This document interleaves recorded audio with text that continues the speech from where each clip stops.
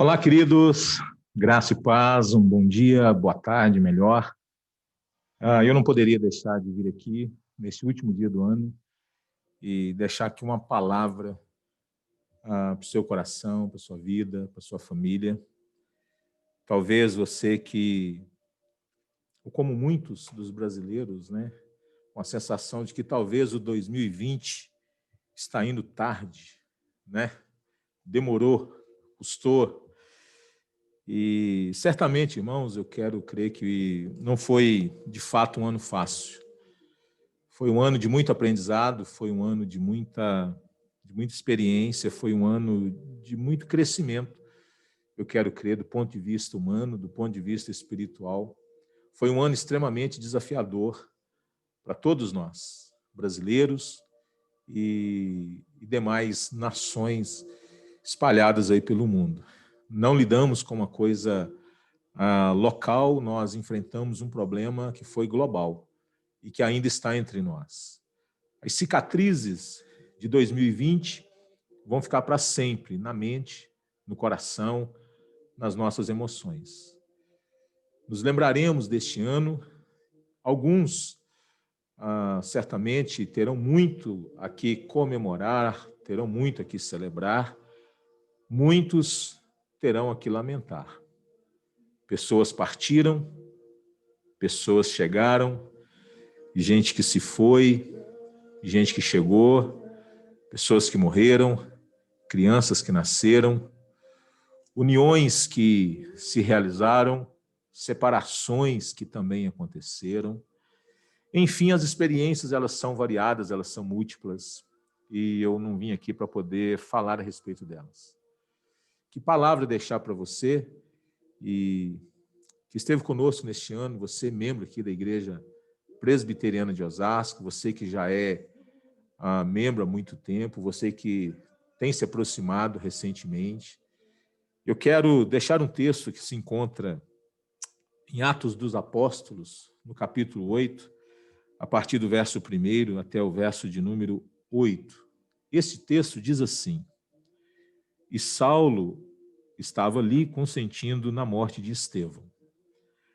Naquela ocasião, desencadeou-se grande perseguição contra a igreja em Jerusalém. Todos, exceto os apóstolos, foram dispersos pelas regiões da Judéia e de Samaria. Alguns homens piedosos sepultaram Estevão e fizeram por ele grande lamentação. Saulo, por sua vez, devastava a igreja, indo de casa em casa, arrastava homens e mulheres e os lançava na prisão. Os que haviam sido dispersos pregavam a palavra por onde quer que fossem. Indo Filipe para uma cidade de Samaria, ali lhes anunciava o Cristo. Quando a multidão ouviu Filipe e viu os sinais miraculosos que ele realizava, deu unânime atenção ao que ele dizia. Os espíritos imundos saíam de muitos, dando gritos, e muitos paralíticos e mancos foram curados. Assim, houve grande alegria naquela cidade. Queridos, quando nós iniciamos aí este período de pandemia, de isolamento, de distanciamento, houve, de fato, uma dispersão muito grande. Essa dispersão, ela trouxe medo nos nossos corações como pastores, medo por não saber como que a igreja haveria de se comportar, haveria de reagir diante de uma situação inusitada, diante de uma situação singular, única, da qual nós não havíamos ainda experimentado e passado, algo totalmente distinto, diferente de tudo que nós já havíamos experimentado até aqui, como seres humanos, como igreja. A pandemia, ela é, de fato, dos maiores acontecimentos da nossa geração, não é? E certamente algo de proporções inimagináveis. O mundo paralisou e isso trouxe, de fato, muito medo aos nossos corações. Quais as sequelas?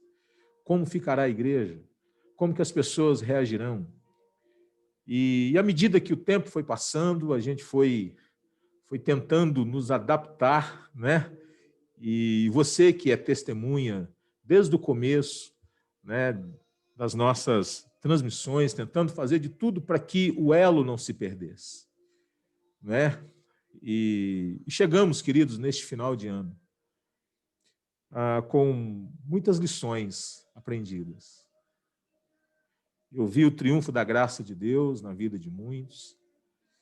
E como pastor, como irmão em Cristo, a minha palavra aqui nesse último dia do ano, ela é, por um lado, uma palavra de lamento. Lamento por tudo que nós vivenciamos. Lamento pelas pessoas que nós sepultamos. Lamento pelas pessoas com quem nós não poderemos mais nos relacionar com ela. Lamento pelo distanciamento, lamento pelas sequelas que ficarão na mente e no coração de muitas pessoas. Lamento por aqueles que talvez precisarão de acompanhamento na pós-pandemia. Lamento pelos empregos perdidos. Lamento pelo alto número de óbitos. Lamento pela fome que vai chegar na casa de muitos. Nossa palavra, ela é primeiramente de lamento, mas ela é também uma palavra de aprendizado, de gratidão por aquilo que de legado deve ficar no meu e no seu coração. E esta é a grande questão: qual é o legado? Houve uma dispersão, houve distanciamento, houve tantas coisas, mas a grande questão é: o que fica? A nossa fé, ela foi provada como crentes, como seres humanos, como família da fé, como família biológica. A nossa fé, ela foi provada, ela foi testada. E o que fica de tudo isso? Aqui nós lemos a respeito de uma igreja cuja fé estava sendo provada. Houve uma grande perseguição sobre a igreja de Cristo. Mas aquela provação, ela proporcionou àqueles irmãos a oportunidade deles provarem que a dispersão, ela não haveria de comprometer o engajamento deles na missão. E essa é a grande lição que aquela igreja, diante daquele acontecimento, experimentou, e quero crer que é algo que eu e você também precisamos entender. Diante de tudo que aconteceu, qual o legado? Pessoas se dispersaram, pessoas se distanciaram, mas ela trouxe também consigo uma mensagem muito linda. Embora distantes, nós caminhamos juntos. Embora distantes, estivemos conectados. Embora distantes, o sentimento de pertencimento a uma comunidade, ele continuou presente nos nossos corações.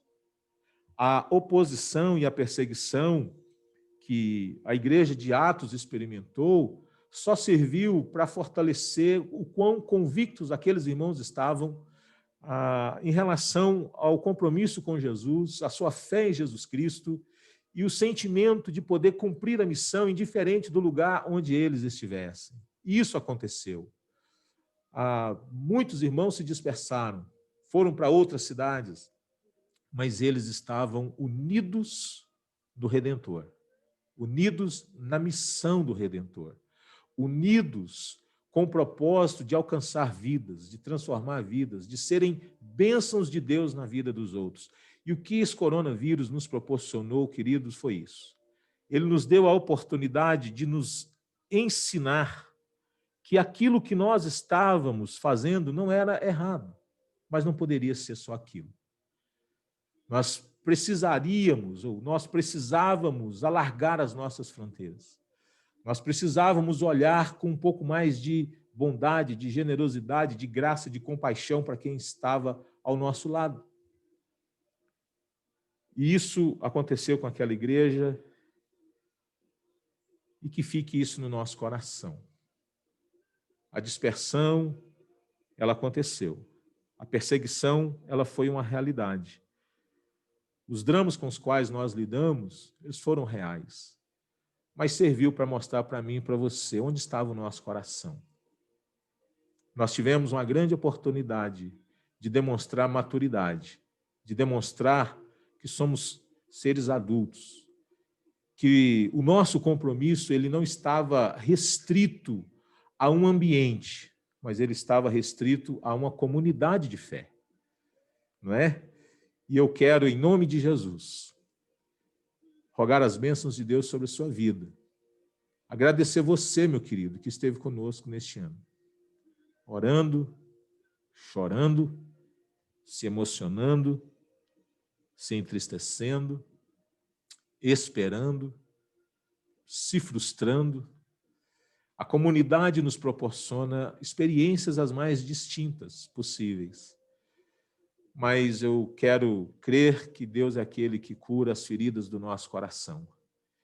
Que você continue firmado em Jesus, entendendo que, indiferente de qualquer coisa, o nosso compromisso não se dá com um templo, ele se dá com Jesus de Nazaré. Que ele te fortaleça, que ele te sustente, que ele te capacite, que ele te cure, que ele te use graciosa e poderosamente, ainda mais, no ano que se inicia. Que a boa mão do Senhor esteja sobre a sua vida, sobre a sua família, te sustentando, te consolando, te animando, te fortalecendo, te quebrantando, fazendo de você um vaso de bênção.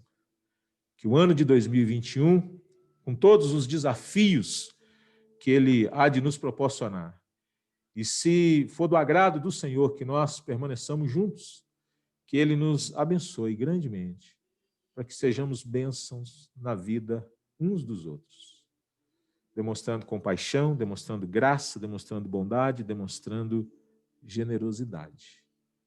Fica firme, meu irmão, em nome de Jesus. Tá certo? Que ele te console, que a paz dele esteja sobre a sua vida, sobre a sua família. Um ano pesado, um ano difícil, um ano de esperança. Termina com a esperança. Vacinas chegando aí. E se Deus quiser, quem sabe com um momento diferente lá no final de 2021.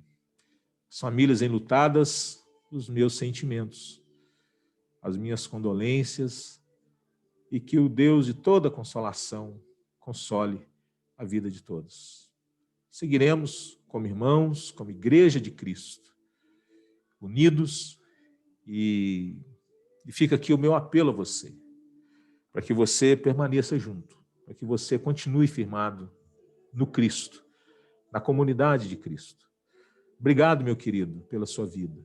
Louvado seja Deus pela sua amizade, pela sua generosidade. Terminamos este ano e com muitas lições, não é? Que Deus continue te abençoando muito, derramando ricamente sobre todos vocês da sua graça, do seu amor, do seu favor. Que venha 2021. Haveremos de enfrentá-lo com a graça de Deus, porque em Cristo Jesus somos mais que vencedores. Um beijo no seu coração, um feliz 2021, cheio da graça de Deus, do poder de Deus, do consolo de Deus, da provisão de Deus sobre você e sobre toda a sua família, em nome de Jesus. Um beijo, querido. Fica aqui o meu pedido de desculpa. Fica aqui o meu pedido de perdão pelas falhas, pelos tropeços, pelos erros, por não, talvez, atender a contento. Tá bom? Eu conto com a sua bondade, com a sua graça, com o seu perdão. Em nome de Jesus, sigamos olhando firmemente para o autor e consumador da nossa fé. Até o ano que vem, que é amanhã, em nome de Jesus. Tchau, queridos. Muito obrigado pela sua companhia.